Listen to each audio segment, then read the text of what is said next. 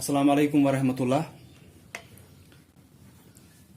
कल हमने lesson number 1 chapter number 1 and किया था। पहला चैप्टर जो था परसेंटेज एंड एवरेज। तो आज हम chapter number 2 that is ratio, proportion and unitary method ये स्टार्ट करेंगे। तो एक्सरसाइज पे जाने से पहले मैं आपको पहले रेशो के बारे में बोलूंगा, इंट्रोडक्शन आपको दूंगा कि रेशो क्या होता है। रेशो में क्या होता है कि दो क्वांटिटीज को हम कंपेयर करते हैं कि हमको दो क्वांटिटीज दी है लेकिन वो एक ही किस्म के होनी चाहिए। एक ही किस्म मीन्स उनका यूनिट सेम होना चाहिए। जैसे कि वेट हमको किसी चीज का लेना है, अगर वो केजीज में है तो दूसरे का भी केजीज में होना चाहिए, या उसको तो हम कन्वर्ट कर सकते हैं लेकिन एक ही काइंड के होने चाहिए, एक ही टाइप के होने चाहिए। ये नहीं कि हम बोलेंगे हम शायद रेशो दिखाएंगे पानी का और साल्ट का, ऐसे दिखाएंगे कि साल्ट का केजीज में लेते हैं और पानी जो होता है या मिल्क जो होता है उसको कैपेसिटी हम बोलते हैं, तो कैपेसिटी का हम किस में, लीटर्स मिलीलीटर्स में लेते हैं। तो इनको हम वहां पे रेशो नहीं दिखा सकते। रेशो सेम काइंड की जो चीजें होती है, दैट मीन्स जिसका वेट आप लेते हो, मास आप लेते हो, कि वजन से आप देखते हो कि वो कितना है। अगर ऐसी चीजें हैं तो इनका हम रेशो दिखा सकते हैं। आप जो दूध होता है, दैट मीन्स मिल्क जो होता है, और पानी जो होता है, इनका आप रेशो दिखा सकते हो क्योंकि दोनों क्या है, लिक्विड्स है। इनको हम लीटर्स या मिलीलीटर्स में देखते हैं, तो इनका आप रेशो देख सकते हो। और ऐसे ही आप किसका देख सकते हो कि आपको मेजर करने हैं लेंथ किसी चीज की, चाहे आपको छोटी चीज का और बड़ी चीज का रेशो दिखाना होगा, लेकिन दोनों का हम किसी न किसी सेम यूनिट में दिखा सकते हैं। जैसे हम दिखा सकते हैं किलोमीटर्स या मीटर्स में, ठीक है, या सेंटीमीटर्स में दिखा सकते हैं। तो एक ही यूनिट में उनको हम ला सकते हैं। चाहे आपको छोटी और बड़ी चीज की लेंथ देखनी होगी, दैट मीन्स उनका कंपेयर करना होगा उनकी लेंथ्स का, तो वो हम कर सकते हैं, लेकिन सेम काइंड होना चाहिए। एज आई ऑलरेडी सेड, ये नहीं कि हम साल्ट का केजीज में लेते हैं और आप मिल्क का हम किस में, लीटर्स या मिलीलीटर्स में लेते हैं, इनका हम रेशो नहीं दिखा सकते। तो रेशो कैसे हम दिखाते हैं? तो मैंने बोला कि रेशो क्या है, कि ये ऐसा एक मेथड है जिससे आप दो क्वांटिटीज को कंपेयर करते हो। कंपेयर करते हो कि एक का वेट दूसरे का वेट, ऐसे कि एक का वेट दूसरे के हिसाब से कितना ज्यादा या कितना कम है, या कितने टाइम्स ज्यादा या कितने टाइम्स कम है। लेकिन वो क्वांटिटीज जो मैंने बोली वो क्या होनी चाहिए, वो सेम क्वांटिटीज होनी चाहिए। वो ये नहीं, सेम काइंड की क्वांटिटीज होनी चाहिए। लाइक मैं बोलूंगा कि आपकी एज और आपके पेरेंट्स की एज, तो एज हुई है, ठीक है।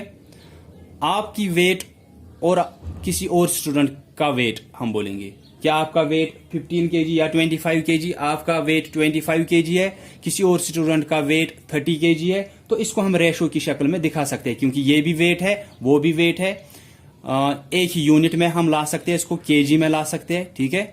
तो इसको हम क्या बोलते हैं, जब हम दो क्वांटिटीज को कंपेयर करते हैं लेकिन क्वांटिटीज क्या होनी चाहिए, सेम काइंड की। तो सेम काइंड की दो क्वांटिटीज को हम कंपेयर कर रहे हैं in the form of division, तो इसको हम क्या बोलते हैं, रेशो। तो रेशो की जो सिंबल असल में होती है जिससे हम इसको डिनोट करते हैं, वो ऐसे होगी, वहां पे आपको दिखेगा आपकी बुक पे भी ऐसे, कि मैं यहां पे लिखूंगा कि एक क्वांटिटी अगर ए है दूसरी क्वांटिटी बी है, तो हम इसको पढ़ते कैसे है, ए इज टू बी। तो इसको कैसे पढ़ना है, इसको हम इज टू पढ़ते हैं ए इज टू बी। ये जो है ये रेशो की सिंबल आप बोलोगे, इसको हम रेशो को हम डिनोट इसी से करते हैं कि दो डॉट्स एक दूसरे के ऊपर ऐसे, फिर यहां से एक क्वांटिटी होगी, यहां से दूसरी क्वांटिटी होगी, लेकिन क्वांटिटीज कौन सी है, सेम काइंड की। जैसे सेम काइंड मींस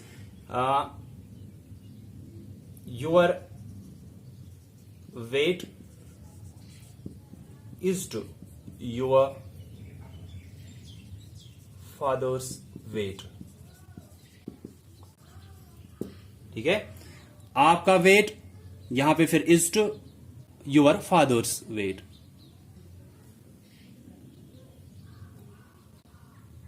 तो जैसे कि आपका वेट अगर 25 केजी है, अगर आपके फादर का वेट 70 केजी है, तो आप इसको ऐसे लिखते हो 25 इज टू 70, फिर इसको हम सिंपलेस्ट टर्म्स में, वो इसके बाद में बोलूंगा, फिलहाल के लिए कि समझने के लिए कि रेशो कैसे होता है, कि यहां से एक क्वांटिटी दी है, फिर बीच में आपको ये दो पॉइंट्स दिखेंगे, दो डॉट्स दिखेंगे जिसको हम इज टू पढ़ते हैं, और फिर दूसरे साइड से दूसरी क्वांटिटी दी होगी, लेकिन ये दोनों क्वांटिटीज क्या है, सेम टाइप की क्वांटिटीज। ये नहीं कि आप यहां से वेट बोलोगे वहां से कुछ और बोलोगे, ऐसा नहीं है। तो सेम क्वांटिटीज होनी चाहिए, या उनका जो मेजर होगा, वो यूनिट जो होगा वो सेम होना चाहिए, या उसको हम सेम यूनिट में लाने चाहिए। जैसे कि अगर लीटर्स और मिलीलीटर्स है, हम एक को दूसरे में कन्वर्ट कर सकते हैं, लीटर्स को मिलीलीटर्स में कन्वर्ट करेंगे, फिर मिलीलीटर्स का आप कर सकते हो, वहां पे रेशो क्या आएगा। अब ये तो हुआ कि रेशो को हम दिखाते कैसे, A:B। यहां से आपका वेट है is to your father's weight, your brother's weight, your sister's weight, कुछ भी, ठीक है।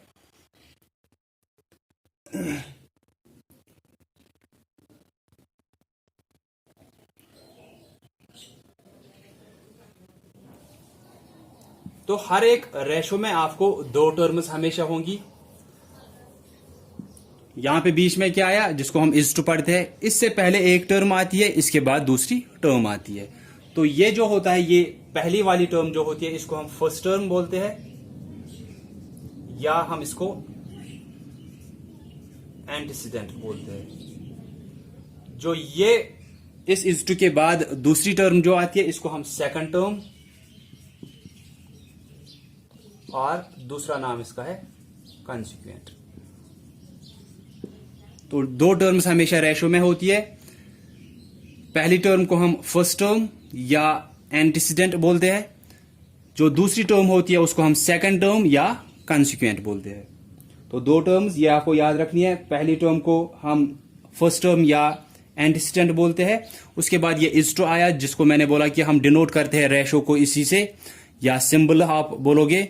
देन जो दूसरी टर्म होगी उसको हम सेकंड टर्म या कंसिक्वेंट बोलते हैं। जैसे कि अभी मैंने आपको दिखाया था कि योर वेट जो पहले आया उसको हम क्या बोलेंगे, फर्स्ट टर्म या एंटीसीडेंट। फिर आपके फादर की एज उसके बाद या फादर का वेट आएगा, तो वो क्या होगा, सेकंड टर्म या कंसिक्वेंट बोलेंगे उसको। देन जो कोई भी रेशो होता है, जैसे कि ये यहां पे मैंने दिखाया A:B, इसको आप हमेशा डिवीजन की शक्ल में, एक फ्रैक्शन की शक्ल में दिखा सकते हो। फ्रैक्शन की शक्ल में हम किसी भी रेशो को कैसे दिखाएंगे, अगर ऐसे है A:B, इसको आप दिखा सकते हो, ये तो पहली टर्म हुई, ये न्यूमरेटर रहेगा, बीच में वो फ्रैक्शन बार या डिवीजन बार जिसको आप बोलते हो, देन दूसरी टर्म जो होगी वो डिनोमिनेटर बनेगा। तो पहली टर्म न्यूमरेटर, बीच में फ्रैक्शन बार, दूसरी टर्म को आप दिखा सकते हो एज डिनोमिनेटर। जैसे अभी हमको क्या दिया था, 25:70 दिया था, तो हम क्या कर सकते हैं, इसको कैसे लिखते हैं, 25 न्यूमरेटर और डिनोमिनेटर 70, 25/70। तो किसी भी रेशो को आप दिखा सकते हो as a fraction, as a division, by way of division इसी को बोलते हैं। कि आप एक को, पहले वाले को जो जिसको हम एंटीसीडेंट या फर्स्ट टर्म बोलते हैं, उसको न्यूमरेटर रख सकते हैं, और जो सेकंड टर्म या कंसिक्वेंट जिसको बोलते हैं, उसको हम सेकंड, दैट मीन्स डिनोमिनेटर रख सकते हैं। तो पहली टर्म को न्यूमरेटर, सेकंड टर्म को डिनोमिनेटर रख सकते हैं, ताकि आप इस रेशो को दिखा सकते हो एक फ्रैक्शन की शक्ल में। फ्रैक्शन क्या होती है, P/Q की शक्ल में, दैट मीन्स जिसका एक न्यूमरेटर, जिसका एक डिनोमिनेटर होता है।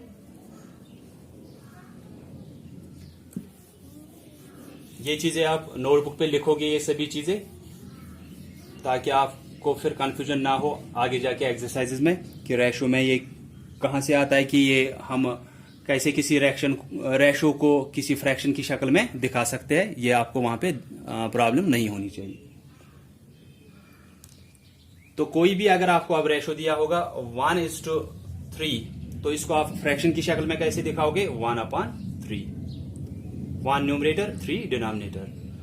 अगर अब ये दिया है 1/3, इसको आप रेशो की शक्ल में वापस कैसे दिखा सकते हो, ये ऐसे होता है वाइस वर्सा, जिसको हम बोलते हैं कि अगर आप इसको इस शक्ल में दिखा सकते हो, आप फ्रैक्शन को भी रेशो की शक्ल में दिखा सकते हो। 1/3 को कैसे दिखाएंगे, 1:3। तो अगर रेशो दिया है उसको फ्रैक्शन की शक्ल में दिखा सकते हैं, अगर फ्रैक्शन दी है उसको हम रेशो की शक्ल में दिखा सकते हैं। जैसे अगर 25/70 दिया है, ये एक फ्रैक्शन दिया है, न्यूमरेटर है, डिनोमिनेटर है, तो इसको हम कैसे दिखा सकते हैं एक रेशो की शक्ल में, 25:70, सिर्फ बीच में ये इज टू, और फिर फर्स्ट जो होगा ये फर्स्ट टर्म ही, numerator first term, denominator second term, antecedent consequent. तो इसको आप ऐसे कह सकते हो कि रेशो होगा उसको आप दिखा सकते हो फ्रैक्शन की शक्ल में, अगर फ्रैक्शन होगी तो उसको आप दिखा सकते हो रेशो की शक्ल में।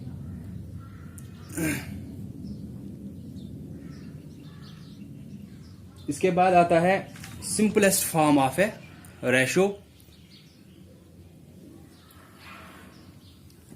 तो वहां पे लिखा होगा आपको कि जब भी आपको कोई भी रेशो दिया होता है उसको आपको सिंपलेस्ट फॉर्म में लिखना होता है।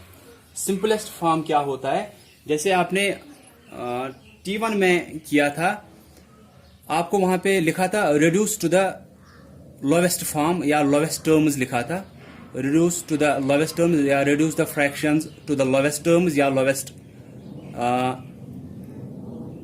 टर्म्स ही शायद, या लोवेस्ट फॉर्म्स लिखा था। तो वैसा ही हमको यहां पे भी करना होता है।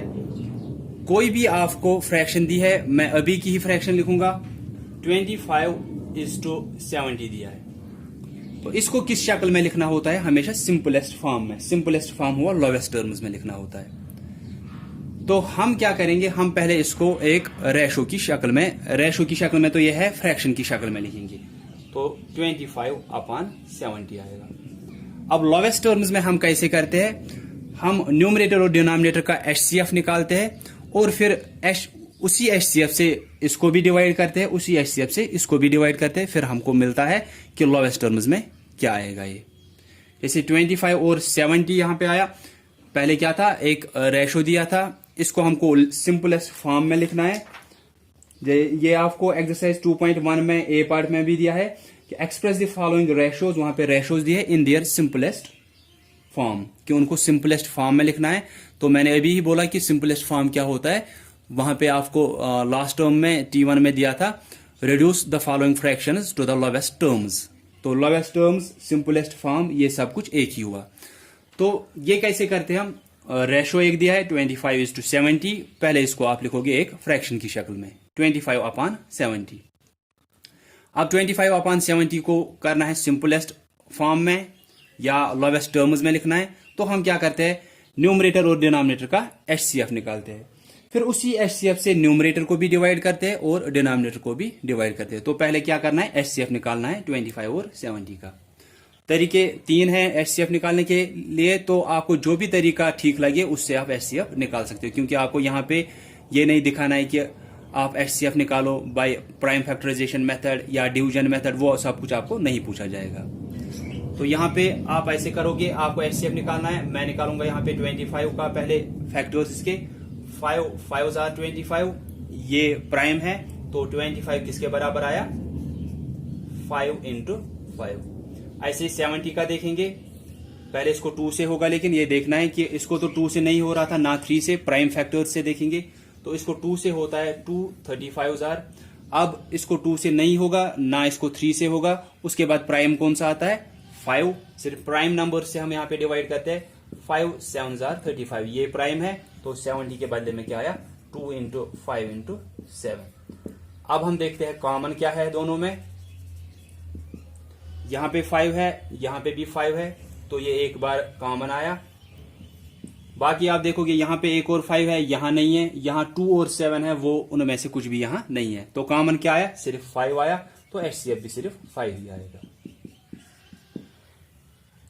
तो HCF 5 आया, कॉमन 5 आया, तो HCF भी सिर्फ यही 5 आया। अगर 2 आते, 5, 2 आता, तो हम उन दोनों को मल्टीपल करते, वो फिर HCF आता, 5 × 2 करते। तो जब एक ही नंबर आता है कॉमन, तो हम उसी को HCF लिखते हैं। अब HCF इन दोनों का 5 आया, तो इसी 5 से अब न्यूमरेटर को भी डिवाइड करना है और डिनोमिनेटर को भी। तो आप यहां पे करोगे 25 को डिवाइड 5 से, क्योंकि ये HCF निकला, देन 70 को भी डिवाइड करोगे इसी 5 से, क्योंकि ये HCF निकला। उसके बाद जो आपको नई फ्रैक्शन मिलेगी उसको आप वापस इस रेशो की शक्ल में लिखोगे।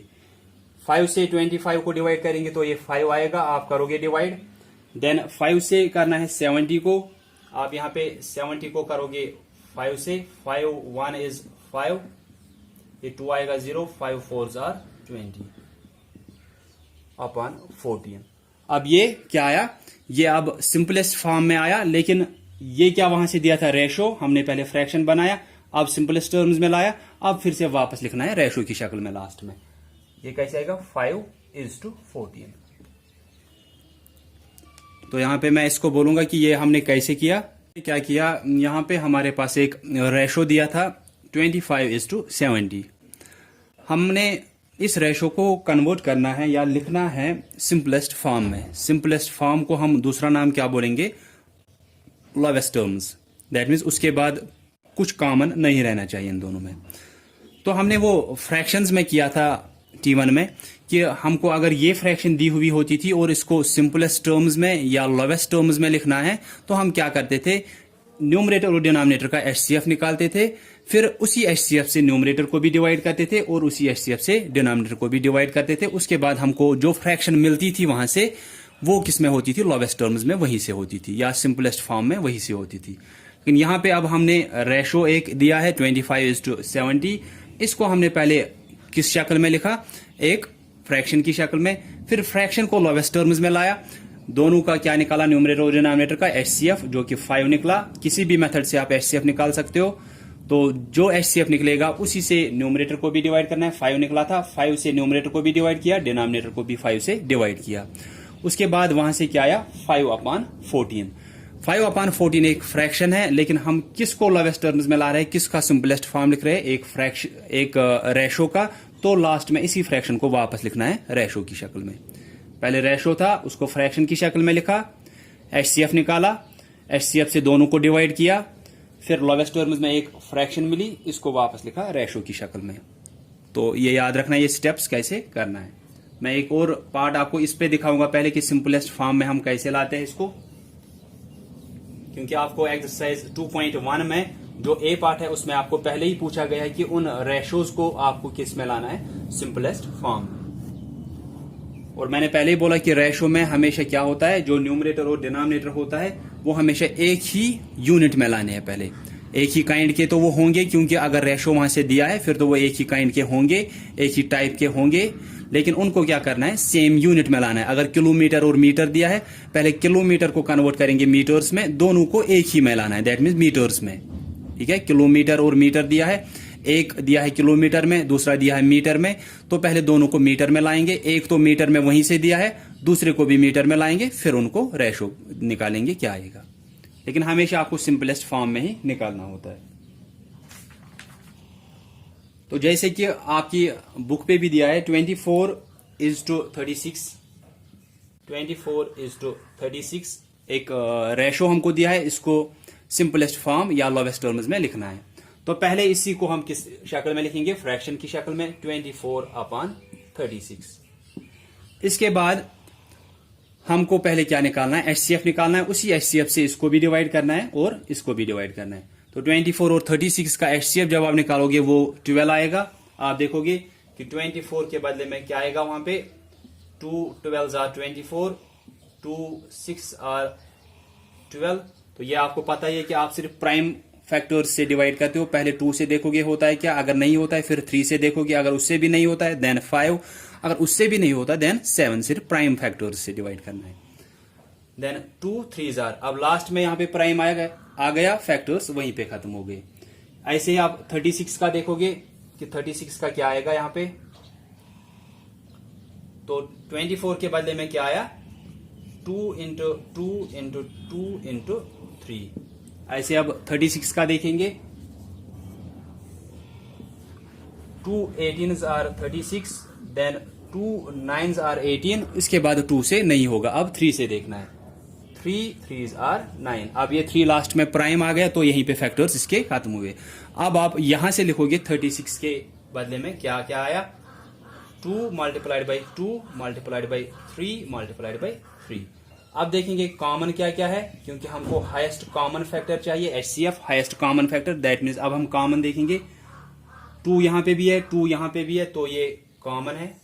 आप 2 को लिखोगे एक बार, अब ये कॉमन आ गया। दूसरी बार भी ये कॉमन आ रहा है, 2 यहां पे भी और दूसरे में भी। ठीक है, उसके बाद यहां 2 है, यहां नहीं है। उसके बाद यहां आप देख सकते हो ये 3 है, यहां पे भी 3 है, आ गया ये कॉमन। देन यहां पे दूसरा 3 है लेकिन इसमें दूसरा 3 नहीं है, तो कॉमन होना चाहिए वो दोनों में। इसके बाद HCF आप कैसे निकालते हो, जो कॉमन आ गए उनको मल्टीपल करना है। 2 multiplied by 2 multiplied by 3, 2 2s are 4, 4 3s are 12, तो HCF कितना आया 12। तो अब इस HCF का काम क्या होता है कि न्यूमरेटर में भी डिवाइड करना होता है और डिनोमिनेटर में भी डिवाइड करना होता है। इसके बाद आप यहां पे लिखोगे 24 डिवाइडेड बाई 12, नीचे आएगा 36 डिवाइडेड बाई 12।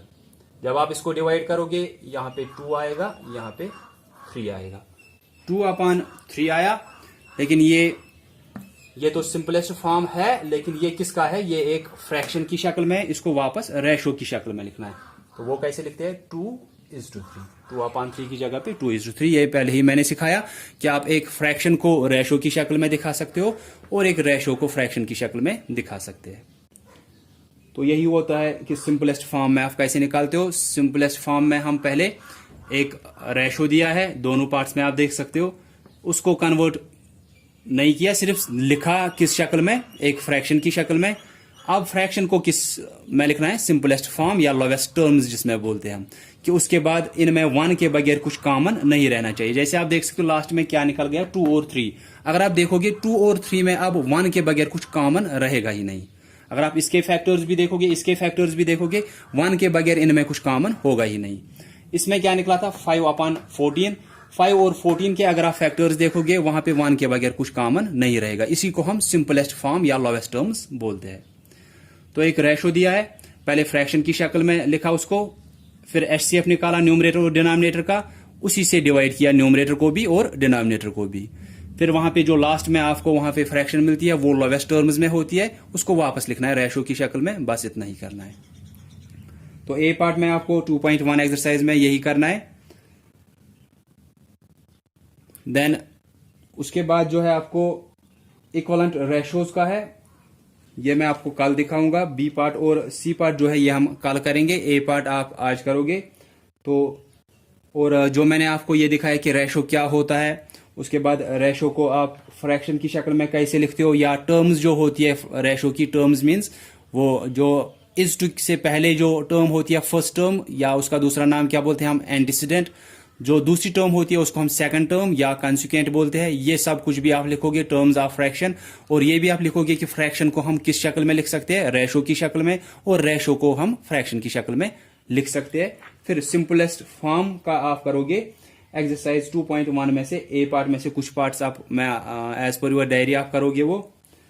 तो सिंपली इन 2 पार्ट्स को आप गौर से देखोगे, 1-2 बार देखोगे कि यहां पे क्या किया है मैंने इसमें, और वही तरीका मैंने यहां पे भी किया है, वही आपको 2.1 एक्सरसाइज ए पार्ट में करना है। तो आई होप कि आप सबको ये समझ में आया होगा। इसके बाद भी अगर किसी को कंफ्यूजन होगा वो पूछ सकते हैं मुझे। So thanks all of you for listening carefully.